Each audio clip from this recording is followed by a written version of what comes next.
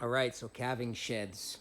What we did was we used the sawmill to make these 4x6s, and we made a base. We made one big mistake already.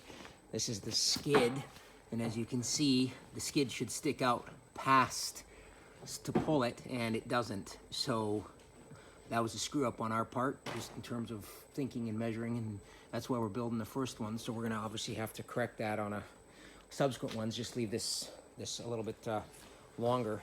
But then we just simply used a mending.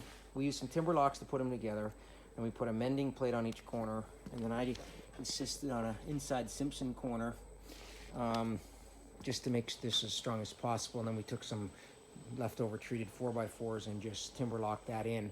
The idea being twofold. One, when I'm dragging this thing, I don't want it to collapse, and B, cows are going to be scratching on it and trying to do all their nonsense on it. So I'm thinking that's big enough to put in a cow and a calf when she's calving. Should give us room to pull if we have to.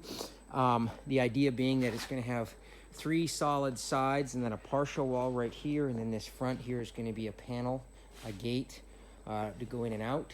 I think it's going to work just fine. We're learning as we go here, of course. We've never built calving sheds before, but should be okay.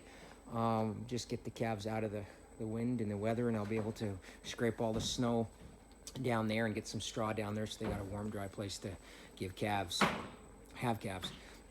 So that's what we're doing today, and we're gonna try to get all these walls up and try to get this out.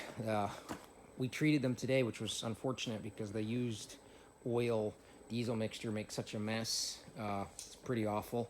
But I'm not just going to put untreated spruce down, because that wouldn't last more than a couple years, and these things are stupidly expensive. I wish they were cheaper.